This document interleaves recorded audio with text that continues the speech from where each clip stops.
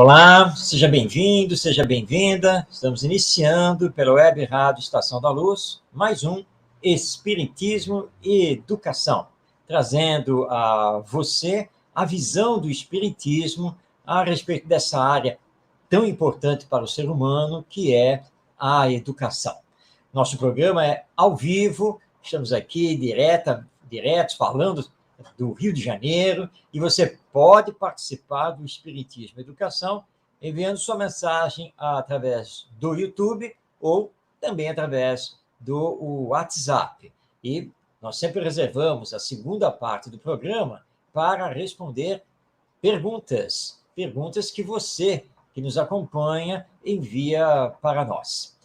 O nosso querido Ronaldo Gomes, está aí na tela agora, né, que tem o Facebook, YouTube e também os telefones para o WhatsApp. Nosso Ronaldo Gomes, que faz a dupla conosco, parece que está entrando. Ele está entrando agora.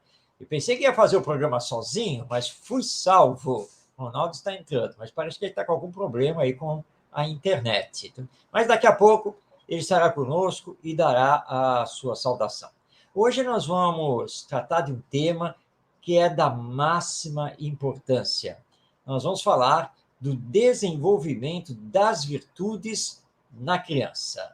E, naturalmente, como realizar esse desenvolvimento. Então, essa vai ser a nossa conversa esta noite aqui no Espiritismo e Educação. Nós temos visto, tanto no âmbito familiar quanto no âmbito escolar, uma preocupação muito grande de se ensinar muitas coisas às crianças. Agora, muitas dessas coisas que são ensinadas, elas são, na verdade, supérfluas. Muitas das coisas que trabalhamos com as crianças, que são os espíritos reencarnados, não são essenciais para elas na vida.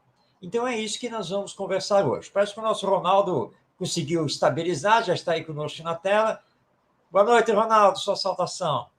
Boa noite a todos, muita paz, desculpa aí o atraso, mas estamos aí juntos.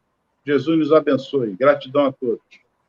Isso aí, Ronaldo. Muito bom estar com você, estar com todos. Então, eu estava aqui introduzindo essa questão que vamos conversar hoje, que é a importância do desenvolvimento das virtudes nas crianças, e a questão de que nós, tanto na família quanto na escola, temos uma preocupação, claro, muito grande em educar, em criar as nossas crianças, mas no campo da educação nem sempre ensinamos a elas aquilo que é essencial. E muitas coisas são supérfluas. Então, eu estava conversando por aí, mas o que você me diz sobre isso, Ronaldo? Marcos, essa passagem do Leon Denis, não sei se você já começou a ler ou falou alguma coisa. Não, né? Ainda não citei, não. Deixei para você. Pois é, eu penso que já poderíamos já começar ali, sabe? Porque eu, quando estava vendo o filme, também, a história por trás do nome, que é Kardec, ele faz uma observação ali bem interessante quando a igreja quer fazer catequismo nas escolas. Não sei se você presenciou essa cena em que Kardec faz uma grande indagação ali. O que o homem está precisando é do aspecto da vida, de compreender justamente o que Leon Denis, da mesma maneira, fala. E a nossa sociedade, aí vem apenas ratificar o que você está falando. As nossas crianças, como nós, nossos pais, nossos avós, nossos bisavós e por aí vai. O que, de fato, nos ensinaram? Ou o que, de fato, nos formaram? Informação, conhecimento é devastador. Foram e é devastador. Até hoje, nós observamos isso na nossa sociedade. Nós já comentamos aqui, mas, de fato, o que as escolas, o que as instituições, o que a família em si tem passado para nós sobre a vida. E vai um fato importante aqui sobre a família e a escola. Nós não estamos falando de religião. Nós estamos falando da vida, do ir e vir, porque nasci. Lembra do Kardec? O nascer, renascer ainda. E Leon Denis, é que ele vai num campo, me perdoe se eu avancei no nosso assunto, mas não tem como nós fugirmos desse aspecto. As nossas crianças, nós temos que falar, como eu falei aqui, dos nossos avós, que foram crianças, nossos bisavós, nossos antecedentes, que foram crianças. Ou só vamos falar de nossas crianças de hoje. Me perdoe se eu avancei um pouco, ou se eu fui muito rápido no assunto, mas não tem como não comentarmos desde já esses aspectos. Muito bem. O Ronaldo está aqui falando de Leon Denis, que ele está se referindo à introdução, hein? Não é ao livro propriamente dito, mas à introdução que Leon Denis escreveu ao seu livro O Problema do Ser, do Destino e da Dor. Obra, aliás, magistral, uma obra maravilhosa que todo mundo precisa realmente ler. Nessa introdução, que eu digo que é um texto assim dos mais profundos sobre educação. A visão que Leon Denis tem, quando ele aponta justamente isso. As escolas, as famílias, trabalham 1000 coisas com as crianças. 1000 coisas. Tá? Você pode elencar, antigamente, você elencava na escola, você tinha ali, ao longo do seu período escolar, você tinha 20, 25 disciplinas, estudava até latim, tinha de tudo. Mas Leon Denis já apontava em 1908, que é a data aqui do prefácio, dessa introdução do livro, que o essencial não era trabalhado. Não, você estudou latim, ok? Língua portuguesa, inglês, francês, matemática, geometria, geografia, etc, etc. Está ótimo.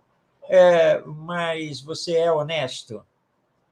Você é incorruptível?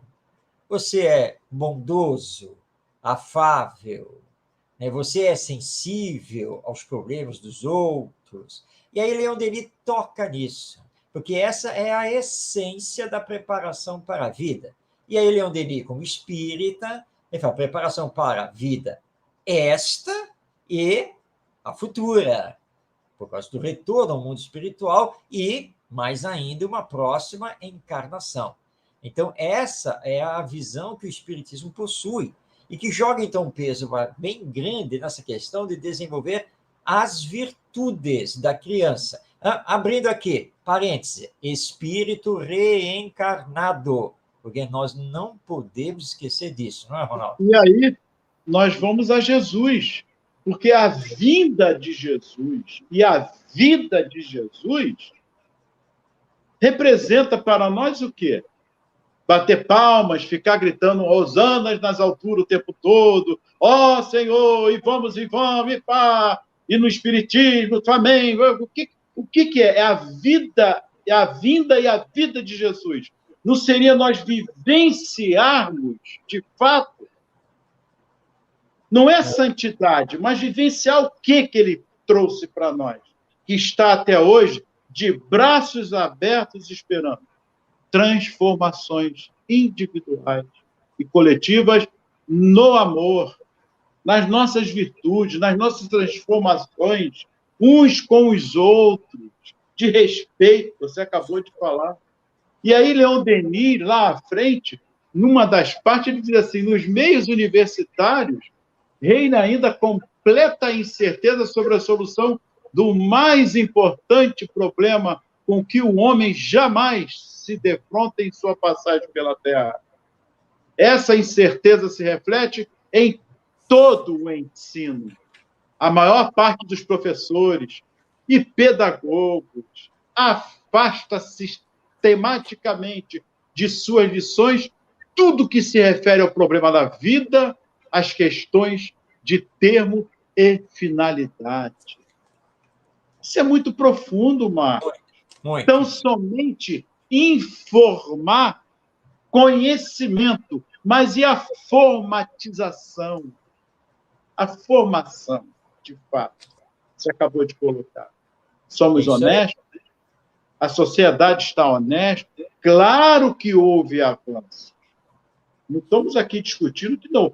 Mas sutil ainda, muito amarrado pelo egoísmo, muito, sabe, segurado e falseado por uma coisa chamada de falsa caridade, a hipocrisia. São palavras fortes, mas nós vivenciamos isso, né? Que os próprios espíritos falam.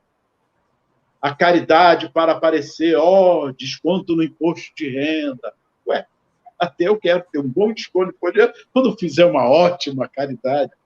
Pelo menos fez. Já é um pontapé.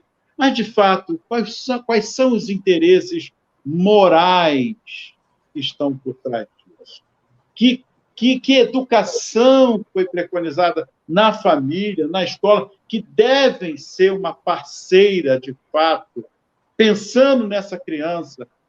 Fomos todos nós no passado. Repito aqui, já falei várias vezes, não me arrependo da criação que tive, não fiquei chateado com meu pai nem minha mãe. Erros cometidos? Não vou dizer erros cometidos, porque eles pensavam e foram criados daquela maneira. Mas, ao longo do tempo, com outros filhos, vai se percebendo metodologias de ensino diferenciadas, porque esse é o processo. Hoje, então, nós já temos várias frentes falando sobre esses aspectos, sobre o amor, a pedagogia do amor, não é isso? Que possamos fazer, de fato, uma transferência da escola para a família e da família para a escola. Porque o que está realmente gritante na nossa sociedade são a formação, a formatização, e não só apenas, perdão, Marcos, a informação no puro conhecimento. É isso aí, Ronaldo, porque a educação é essencialmente formativa. Nós estamos falando da formação do ser.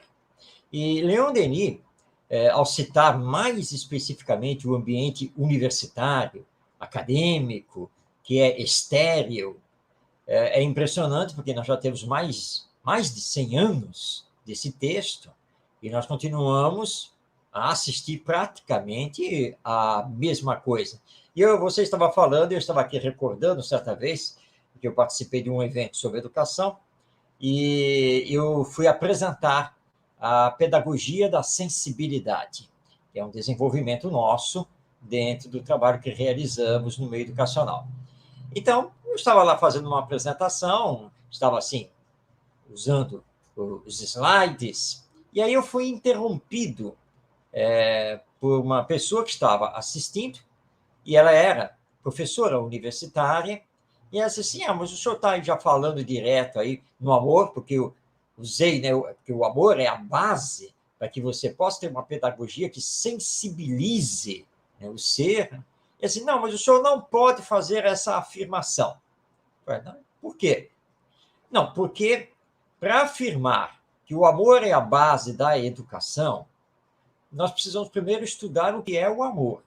Agora, para estudar o que é o amor, nós temos que remontar filosoficamente e antropologicamente e sociologicamente a antiga Grécia, para começar com os pensadores gregos. E só depois de muitos estudos, publicação de monografias, teses, é que nós poderemos concluir se o amor é ou não é a base da educação, desde que saibamos o que seja efetivamente o amor. Quando ela terminou, então, de fazer essa explanação, eu olhei para ela e disse, olha, eu agradeço a sua participação em toda essa sua fala, mas eu quero lembrar o seguinte, para realizar todo esse estudo que a senhora está propondo, eu vou partir pela morte, assim como a senhora, acho que todo mundo aqui também. A próxima geração ainda vai continuar debatendo e publicando as monografias e teses, provavelmente vai passar também, e acho que vai entrar para uma outra geração, se não entrar para outra geração, debatendo o que é o amor e se o amor é a base da educação. Mas eu acho que nós não precisamos fazer nada disso.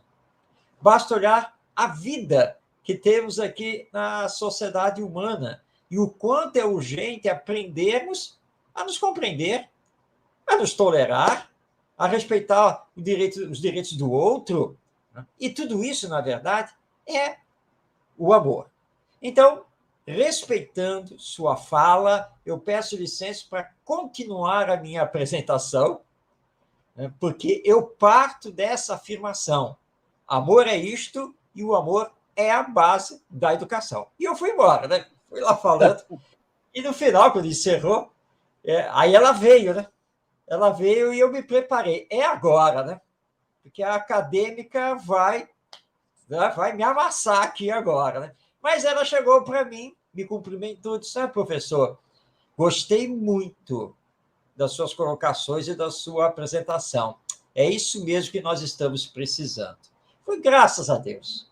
Porque ela ia jogar o amor nesse mundo estéril, acadêmico, né, filosofando aqui as questões do amor, quando nós estamos precisando é praticar, como você bem colocou, Ronaldo. Nós precisamos... Jesus disse, amai-vos uns aos outros. Não é para ficarmos debatendo isso teoricamente, filosoficamente, o pensamento deste, o pensamento daquele, quem é... Não, é para praticarmos. E o que as nossas crianças estão necessitando atualmente, que são os espíritos reencarnados, confiados a nós, é serem sensibilizados, tocados na alma pelo amor. Essa é, com certeza, a tarefa da educação e o que o Espiritismo nos mostra. Sim, é a empatia. A pandemia está mostrando isso. A pandemia, perdoe a todos vocês, não tem como nós fugirmos disso. Fazem uma politicagem brincando com a vida humana.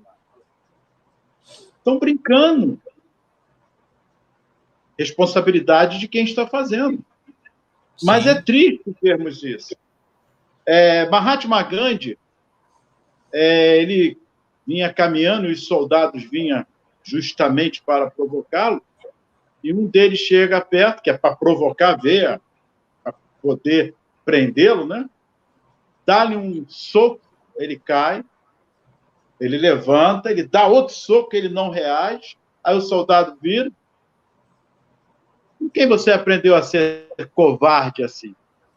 Aí, Mahatma, com aquele que está aí, crucificado na cruz que você carrega no pescoço. Aí o homem, soldado para, que ele é cristão.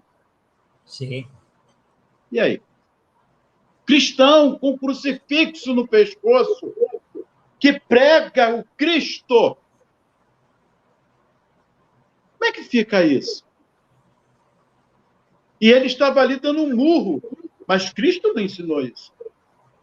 É vivenciar, olha a vida de Jesus, a vida de Jesus e a vinda. Me perdoe, mas quem dá essa palestra belíssima é o nosso querido Haroldo Dutra.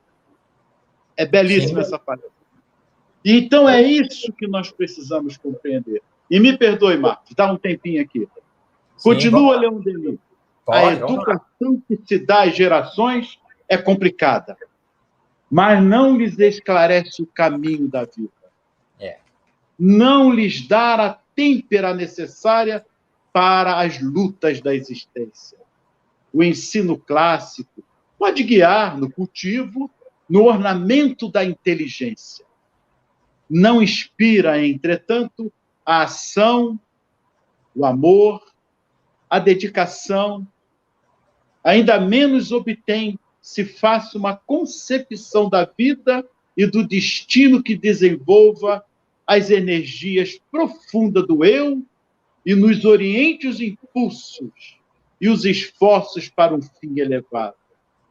Essa concepção, no entanto, é indispensável a todo ser, a toda a sociedade, porque é o sustentáculo, a consolação suprema nas horas difíceis, a origem das virtudes másculas e das altas inspirações.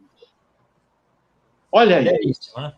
Evitaríamos o suicídio, por exemplo, porque estaríamos mais fortalecidos em compreender a vida futura, as aspirações de fato pela vida, na reconstrução e construção uns com os outros, E queria que você, Marco, desse continuidade a Carlos Dupreu, que ele faz aqui essa observação do amigo professor da universidade. Está aí com você. Logo abaixo ele faz. Pode ser? Aqui comigo.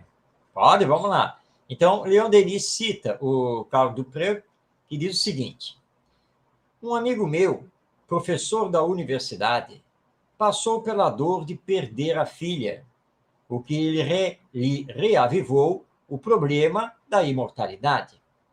Dirigiu-se aos colegas, professores de filosofia, esperando achar consolações em suas respostas. Amarga decepção. Pedira um pão, ofereciam-lhe uma pedra. Procurava uma afirmação, respondiam-lhe com um talvez. E por quê? Porque falta a maioria desses professores, e mesmo boa parte dos pais, essa visão que nós espíritas temos, a visão da alma imortal, que continua viva, que não é o corpo. Mas como nós não trabalhamos isso com a nova geração, desde a infância, a tendência é que esse ser se transforme em materialista, talvez agnóstico, enfim, ao nosso Wilson José, lá de Recife. Uma boa noite a você, Wilson. Ao nosso Tonheca, de Leopoldina, Minas Gerais, grande amigo, ele e a Cida aí na foto. Abraço a você também, Tonheca. Então, é preciso trabalhar isso. Agora, realmente não precisamos procurar professores de filosofia, mas podemos trabalhar com muita simplicidade com as crianças, a questão de desenvolver as virtudes e essa visão mais espiritualista da vida. Nestes dias aqui, estando aqui com uma sobrinha aqui da minha esposa, a menina tem 4 anos de idade, e ela estava brincando com as suas bonecas. Aí estava lá com 2 bonecas, e aí uma boneca começou a socar a outra e jogar, né? Aí nós olhamos assim para ela, por que essa violência? Não, porque essa daqui, certo, tudo bem, você está brincando, mas não precisa usar da violência. Uma boneca, né, um personagem não precisa socar, não precisa bater, chutar o outro, não é? Porque na vida nós também temos que aprender que não é a violência, não é mesmo? Aí ela ficou meio assim, balançou a cabeça, pensou, né? Aquela coisa, mas essa não gosta dessa. Bom, tudo bem, não se pode obrigar que uma goste da outra, tá certo.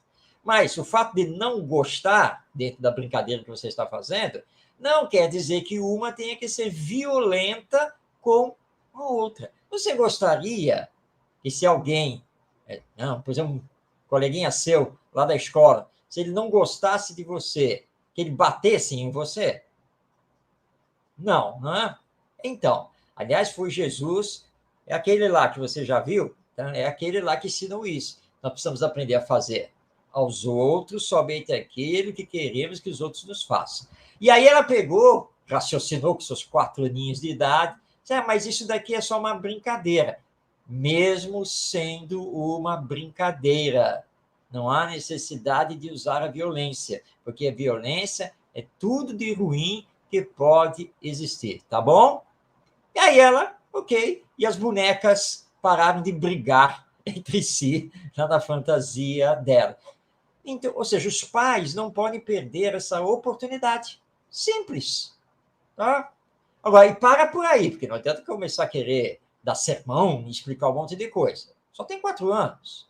Deixa agora pensar, refletir e vamos tocar para frente. Perfeito. Mas já ficou a lição. Isso que é importante.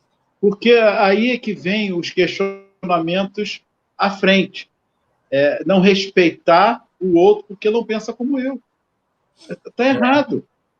O que nós estamos debatendo aqui, levando, trazendo a pauta, é justamente esses aspectos da respeitabilidade, mas muito mais do que isso, é trazer o sentido da vida do outro, da minha vida, da existência em si e dos valores humanos, da humanização que está faltando. como a vida de Jesus, e vivenciar isso de uma maneira, não é santa, é humana, o mínimo. Por que ele fez isso? Ele não viveu santamente, ele viveu humanamente. Essa é a palavra certa. Trazendo a nós esses aspectos, inclusive nas universidades de sua época, entre parênteses, na discussão com Nicodemos, na conversa, com os doutos da lei, com 12 anos, os aspectos de humanização, e toda a sua vida pautada no não revide. E temos aí São Francisco de Assis, Madre Teresa de Calcutá, Irmã Dulce, Sai Baba. Se nós formos falar aqui, são N precursores da Boa Nova, justamente trazendo esse aspecto da humanização que está faltando em nossas escolas, está faltando, de fato, gritante, como diz. Não é eu que falo, gente, eu só estou aqui dando continuidade ao pensamento de Leon Denis, de Jesus e tantos outros. Mahatma Gandhi e o nosso querido lá da África, qual é o nome dele, Marcos? O Mandela, Nelson Mandela. O maior exemplo, se transformou, se tornou presidente, conseguiu, em torno dele, juntar as tribos, pelo menos naquele período de sua vida, conseguiu fazer até certo ponto a unificação das tribos, que brigavam umas com as outras. Não é fácil. Foram lutas através de exemplos de vivência do bom combate, de humanização, de comportamento, de respeitabilidade, mas juntando alguma coisa em torno disso, somos todos irmãos, somos todos seres humanos. Não tem cor. Diz a lenda que Declé vai lá e pede desculpas a eles. Está retratado isso no filme, pelo apartheid que ele criou. Ele vai lá e pede desculpas. Olha o reconhecimento. Porque é isso. Imaginarmos agora que, ao sairmos daqui do nosso estudo, da nossa transmissão, na utopia, ligarmos a televisão, as grandes potências, a partir de hoje, estarão caindo de fato com o desarmamento, pensando mais na sociedade como um todo e na paz humana, na paz do homem, da luta do forte para com o fraco, ajudarmos-nos humanamente. Quem sabe? Eu estou jogando com utopia, com sentimento aqui, no afã. Não, mas não é uma ideologia. Eu e Marcos aqui não estamos com uma ideologia. Nós estamos aqui trazendo à tona tudo o que já foi discutido. Pergunta 625. Qual ser mais perfeito? Que Kardec pergunta aos espíritos. Que Deus tem oferecido ao homem para lhe servir de guia e modelo. Eu não sei quem é, você sabe, Marcos? Quem é que os espíritos respondem, o livro dos espíritos? Eu dei uma estudada sobre isso, né? Fui lá no livro dos espíritos, e é a resposta mais simples do livro dos espíritos: Jesus. Pronto.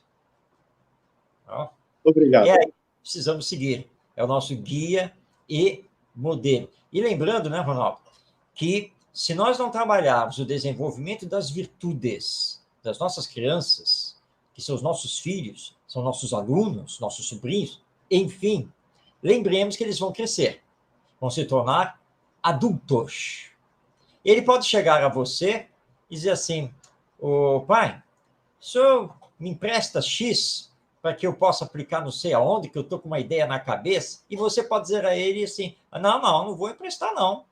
Não, isso daí não vai dar certo, você tem que repensar isso. Aí ele, puxa vida, o velho não vai me emprestar aqui, quer ser uma coisa? E deixa ele se distrair, vou pegar o celular dele, vou entrar no aplicativo lá do banco, eu sei qual é a senha dele, eu vou transferir, fazer o Pix para minha conta. E aí você está lá e depois passa uns dias lá e você aí lembra lá de olhar a sua conta e fala: que transferência é essa para a conta aqui do meu filho? Não, ele já fez. Bem, olha o drama familiar. Mas, meu filho, como assim? Você entrou na minha conta e você pegou o meu dinheiro e transferiu para a sua? Porque o senhor não queria me dar, eu fui lá, peguei, porque eu queria fazer lá um negócio. Tá? E aí você, meu Deus, como pode isso? Se ele faz isso comigo, o que ele deve fazer com os outros? Mas onde foi que isso começou? Onde está a falha na formação do caráter desse filho? Começou lá na infância. E que provavelmente esse pai não deu os bons exemplos também.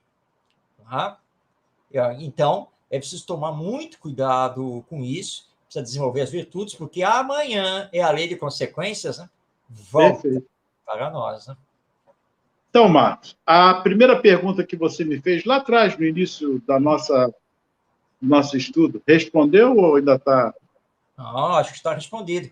E vamos, né, Ronaldo, deixar aqui para todos que estão nos acompanhando, é apenas um conselho, uma orientação. Sim, é isso aí. Leiam a introdução de Leon Denis, do livro Problema do Ser, do Destino e da Dor. Eu sei que vai tocar de uma tal maneira que vai querer ler o livro todo, e nós recomendamos que leia, mas preste Mas atenção na introdução de Leon Denis. muito bem. Marcos, estamos agora no nosso segundo momento. Vamos às perguntas que com certeza vão aparecer. Vamos sim, Então, vamos a vamos à elas. nossa técnica aí, com o nosso querido Tavares. Olha aí, Marlene, Rio de Janeiro.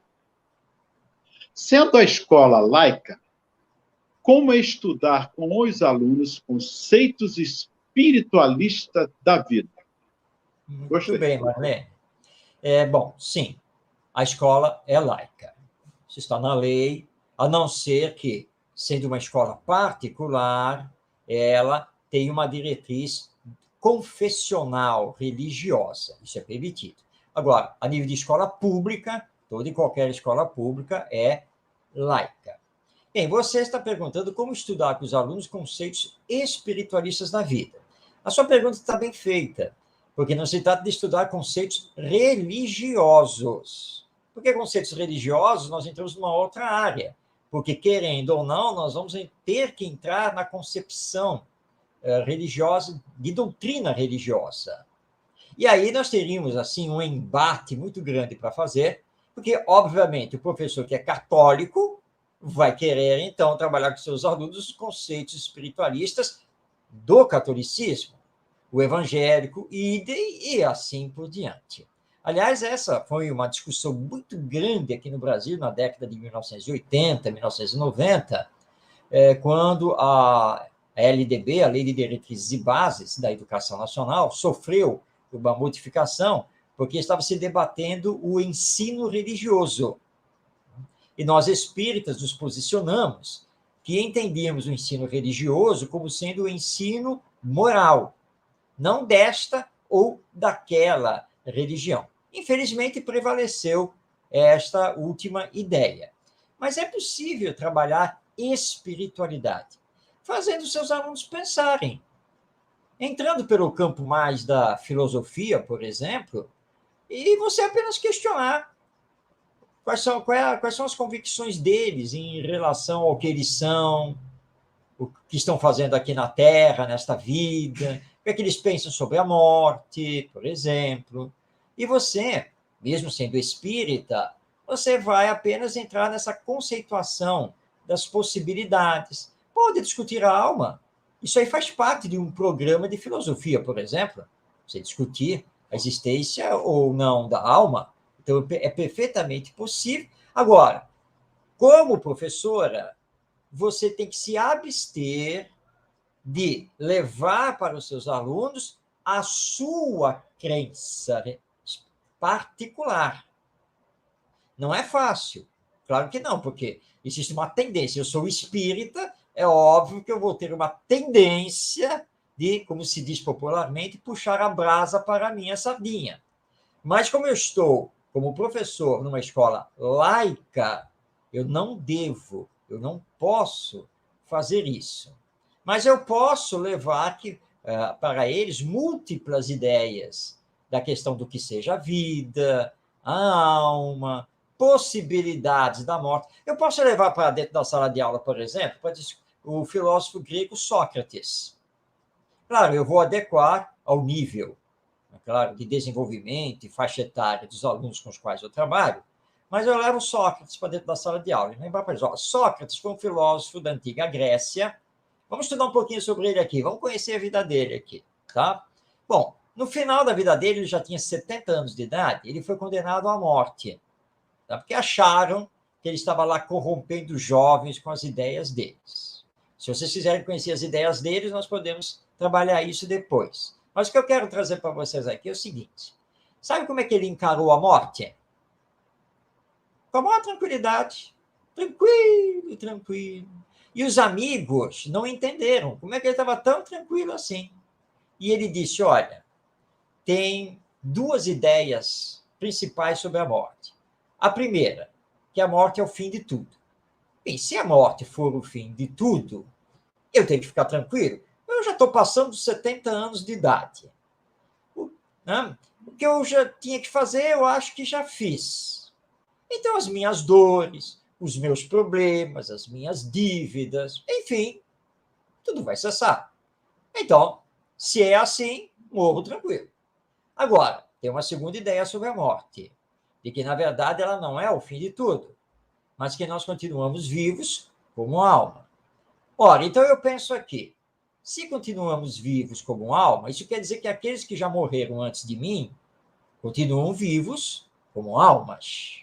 Isso quer dizer que quando eu morrer, o meu corpo vai morrer, eu, uma alma, vou poder me encontrar ou me reencontrar com as almas, né, que já partiram. E olha que beleza! Eu poderei conversar com filósofos da nossa Grécia que viveram antes de mim. Aí eu teria a oportunidade de fazer um diálogo com eles, já que as almas sobrevivem. Então, dentro dessa visão, eu só posso morrer muito tranquilo, não é? Porque eu sei que vou continuar vivo e ainda por cima eu vou reencontrar todo mundo, os que me amaram e que já morreram, né? Aqueles que eu não cheguei a conhecer, mas bem que eu gostaria de ter conhecido, mas nunca, mas não pude, mas eu sei que eles vivem como alma. Então, na primeira ideia ou na segunda ideia, eu morro tranquilo. Bem, você conta a história e abre um debate com seus alunos. E aí? Né? Porque dizem que a morte, morte. Mas como é que vocês analisam aí Sócrates, esse filósofo grego, nos falando isso? Pronto, e você começou a trabalhar a questão de espiritualidade, fazê-los pensar sobre a possibilidade de sermos almas. Pronto. E você não entrou com religião, percebeu? Você trouxe um filósofo da antiga Grécia para poder colocar o tema em debate. Se surgirem coisas da religião, não tem problema. Vamos comparar o que cada religião pensa sobre alma, pensa sobre morte, e você está fazendo o seu trabalho. Então, esse é um dos caminhos para trabalhar espiritualidade com os alunos numa escola que é laica. Perfeito, bem colocado, mano. É isso mesmo. Cria-se um debate sem mudar a ideia de ninguém, até porque a construção vai partir deles nesse aspecto, dessa observação que está ali. Muito bom. Próxima pergunta. Rodolfo, São Paulo. Como o Espiritismo define a educação e seu valor para a humanidade? Excelente. Muito bem, Rodolfo. Se o nosso querido Tavares, da Web Rádio Estação da Luz, permitisse, eu e o Ronaldo ficaríamos com essa pergunta aqui mais umas 2 horas, não é, Ronaldo? Só para falarmos de toda a visão que o Espiritismo tem da educação. Mas é claro que nós temos que fazer o esforço da síntese, temos que ser objetivos. Bom, você quer saber qual é a definição do Espiritismo sobre a educação? Vamos começar por aí. Bom, o Espiritismo toma por empréstimo uma definição que, na verdade, é de Pestalozzi, João Henrique Pestalozzi, que viveu de 1746 a 1827 e que foi professor de Allan Kardec. Mas só que o Espiritismo amplia, né, a definição que Pestalozzi dá, que então é a seguinte: educação é o desenvolvimento integral de toda a potencialidade da alma ou espírito imortal. Isso é educação.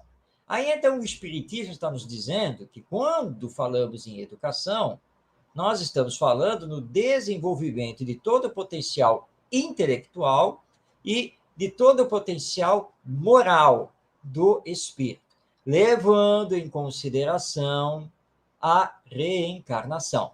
E aí, então, vamos ampliar essa definição, trazendo Allan Kardec, quando, então, ele diz que a educação é o conjunto dos hábitos adquiridos. Educação também prevê o combate às más tendências do espírito e o consequente desenvolvimento das suas virtudes, que é o potencial divino que se encontra em cada um de nós. Você já deve ter percebido, Rodolfo, que o Espiritismo não sanciona o pensamento raiz de Jean-Jacques Rousseau, porque Rousseau, que é um ícone da educação, ele diz que toda criança é naturalmente boa. E nós dizemos que não. Não, porque Rousseau não levava em consideração a alma e a reencarnação.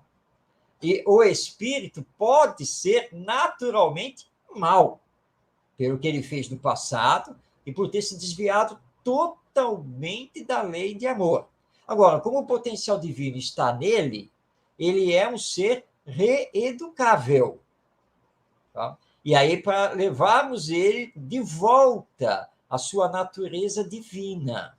Então, tudo isso é educação. Mas você perguntou também qual é o valor da educação para a humanidade. Bom, e aí a resposta é tudo. Educação é tudo. A educação não é, claro, o remédio milagroso que vai resolver tudo. Não.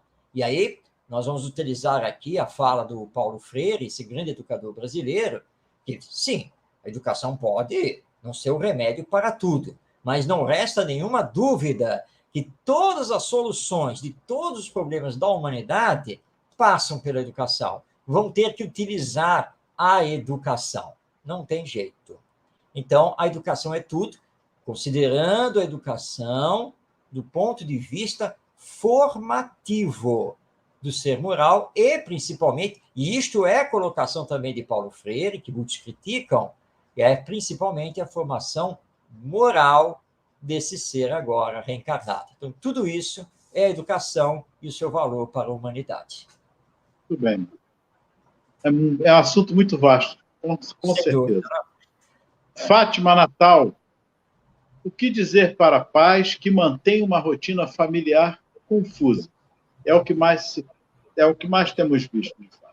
É verdade, é verdade. Né? Bem, antes de mais nada, não adianta sentar com esses pais para ficar cobrando a rotina e dando puxão de orelha, porque isso não resolve, até porque as pessoas têm a tendência de colocar um pé atrás e começar a se justificar, a se defender, e a não reconhecer a falta de rotina, achando, aliás, que a falta de rotina é a rotina, o que é um equívoco, na verdade.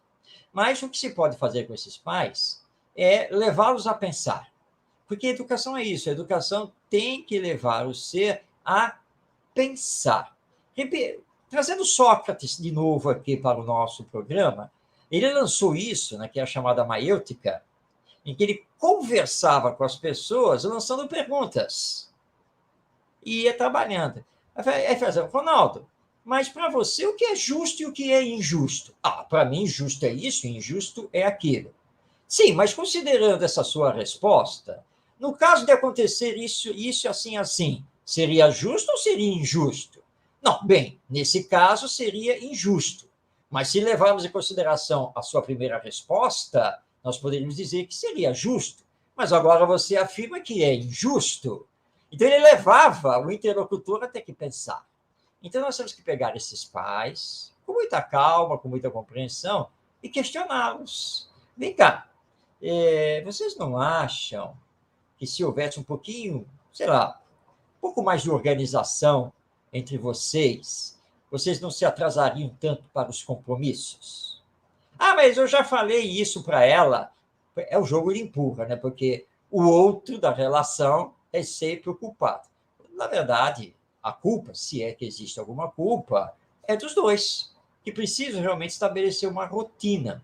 Quando a rotina não existe, isso influencia muito os filhos, e influencia negativamente, porque os filhos se acostumam também a não planejar, a não organizar, a deixar tudo na bagunça, exatamente como são os pais, e o que os pais fazem, porque os filhos imitam os pais, eles vão levando para frente aquilo que os próprios pais são e dão um exemplo.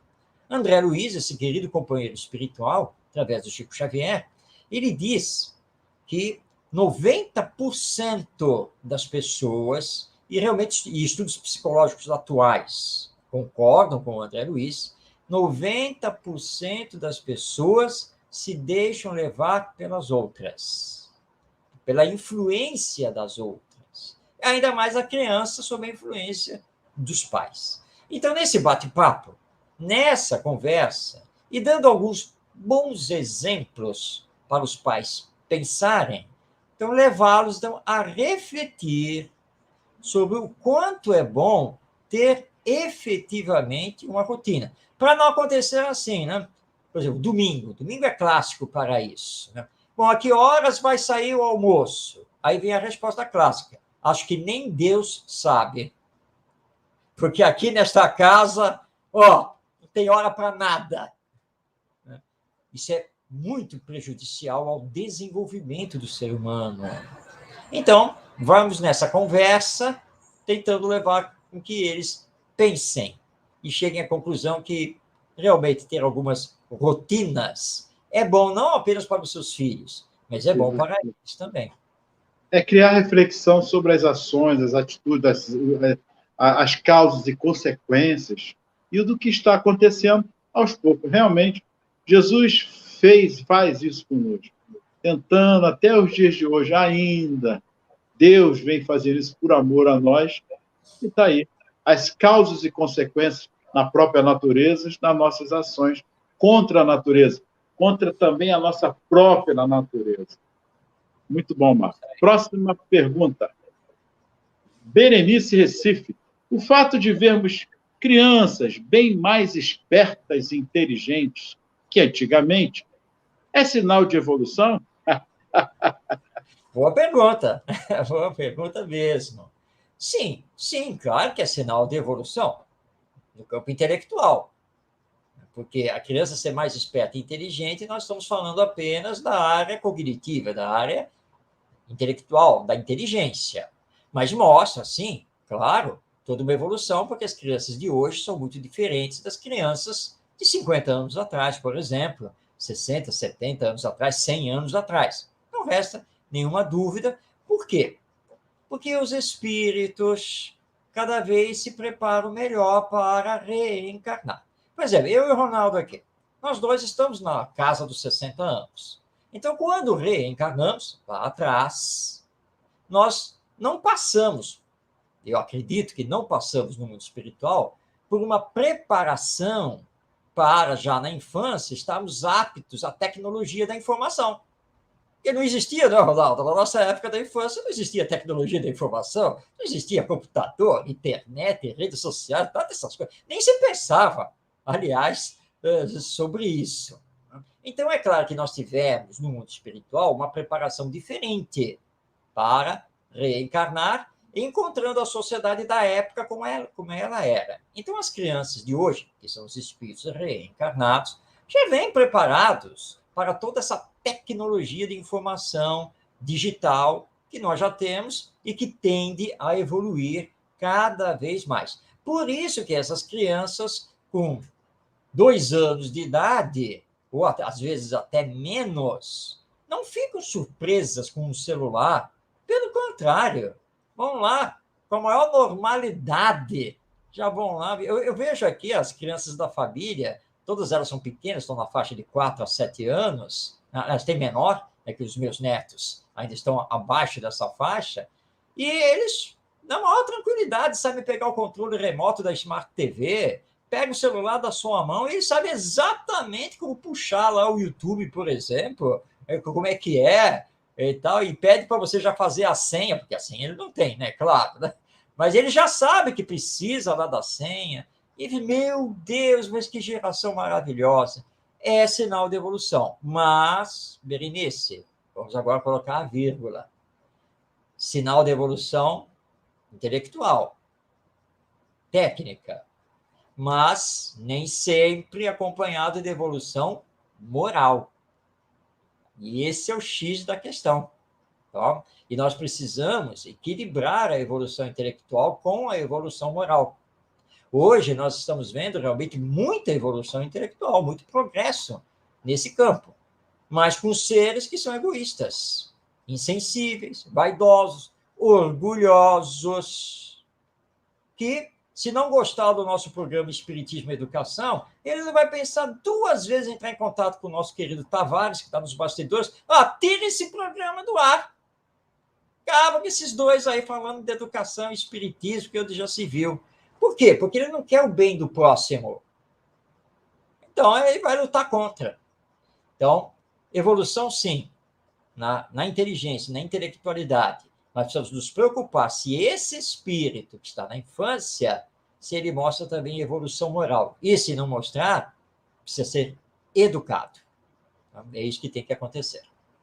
Bem colocado, porque inteligência não quer dizer espíritos superiores ou alguma coisa parecida. Superior, talvez, é inteligência, mas ainda na moralidade falta muito. Aliás, todos nós somos muito inteligentes. Nós, qualquer um de nós, em graus diversos, Sim. mas nós somos inteligentes. Sem Mais dúvida. perguntas? Vamos a ela. Cristina João Pessoa. Marcos, temos visto adolescentes se destacando mundo afora. Verdade. Pensando no bem coletivo. São espíritos superiores? Cristina, não resta dúvida que são espíritos que vieram realizar uma missão para o bem da humanidade. Veja-se, por exemplo, os casos da Malala Yousafzai, a Greta Thunberg e outros. Alguns já estão, inclusive, entrando na juventude, né, já saindo da adolescência, mas que vêm surpreendendo o mundo, defendendo os direitos da mulher, defendendo a biodiversidade, meio ambiente. Nós temos alguns jovens que ainda estão nessa faixa de 17 e 18 anos, que estão surpreendendo o mundo acadêmico, científico, já se formando em psicobiofísica, em isso e aquilo, e desenvolvendo coisas impressionantes, e todos eles nos chamando a atenção para a necessidade da solidariedade, a necessidade do respeito aos direitos dos outros. Então, nós não temos nenhuma dúvida que, olhando pelo prisma da lei de evolução e da reencarnação, são espíritos missionários, são espíritos designados realmente para realizar uma grande missão aqui na Terra e para nos tirar do materialismo, do egoísmo, para nos levar para o espiritualismo e a solidariedade. Agora, Cristina, não tem como afirmarmos que são espíritos superiores, porque o espírito superior é aquele muito engrandecido, tanto a nível intelectual quanto moral. E esses espíritos, na verdade, eles pertencem à nossa humanidade, estão vindo aqui, sim, com uma missão, mas temos que olhá-los como seres humanos que eles são. A nossa Malala, por exemplo, recentemente casou, porque ela não é um ser de outro mundo. Não. Ela está reencarnada, é mulher. E ela quis casar, encontrou lá o ser, né, que realmente tem uma comunhão com ela, e que eles sejam felizes, construam muitas coisas boas, que tenham seus filhos. Né? Então, nós não podemos afirmar que são espíritos superiores. Superiores a nós, sim, com certeza, porque, na média, nós estamos abaixo deles. Mas não superiores do ponto de vista espiritual, de quase serem espíritos perfeitos. Não, porque ainda está muito longe. Mas são espíritos que já alcançaram um certo grau de evolução que permitiu a eles serem indicados por Jesus, pela espiritualidade superior, para cumprirem missões aqui na Terra, para nos tirar da zona de conforto, para nos tirar do egoísmo, do materialismo, da luta pelo poder a qualquer custo. E começaram já crianças e adolescentes a levantar a sua voz, a pensar, a provocar que pensemos, e estão aí trabalhando pelo bem da humanidade. Por isso que, à luz do Espiritismo, nós vemos que não somos abandonados. Quando dizemos que Jesus está no leme da humanidade, ele está mesmo. Calma. Espalhados pelo mundo estão aqueles que estão promovendo o bem, que estão fazendo pensar, que estão dando bons exemplos. Alguns, lá no seu lugar, ele não é conhecido, mas ele está fazendo. Outros se tornam famosos, como é o caso da Malala, nos direitos da mulher, como é o caso da Greta Thunberg, que é no caso da defesa da natureza, e outros. Cada um com a sua missão, mas todos estão trabalhando pelo bem da humanidade. E isso é o mais importante. E que cada um de nós, vendo esses exemplos, cada um de nós façamos a nossa parte. Onde estamos, com quem estamos, com as forças que temos, com a compreensão que possuímos. É isso que Jesus está esperando de nós. É isso que Deus, nosso Pai, espera de nós, para cumprirmos o que está lá na questão 132 do Livro dos Espíritos. Fazermos aqui, durante a encarnação, a nossa parte no concerto divino, sabendo usar bem o livre-arbítrio, pensando não apenas em nós, mas pensando também nos outros. Apoiemos esses espíritos que estão aí procurando fazer, então, uma humanidade melhor. Marcos, chegamos ao nosso final e eu gostaria de encerrar ratificando tudo que foi aqui colocado, uma frase que fundamenta a educação com austeridade, com a criticidade, autonomia, com energia, com firmeza, na formatização, na formação do caráter, e que Pestalozzi finaliza essa fundamentação, com certeza pensando em Jesus, que é o exemplo dessa fundamentação, que ele diz que o amor é o eterno fundamento da educação.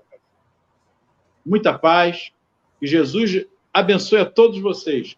Gratidão, gratidão, gratidão e perdão, primeiramente a vocês, pelo meu atraso, mas faz parte de todo um processo. Mas aqui estamos. Ao nosso Tavares, nosso carinho, a você, Marcos. Gratidão também. Muita paz e saúde. Que todos nós possamos, então, compreender a necessidade do amor como base da educação e também a necessidade urgente de desenvolvermos nas novas gerações as virtudes, ou seja, a caridade, a humildade, a bondade, o amor ao próximo.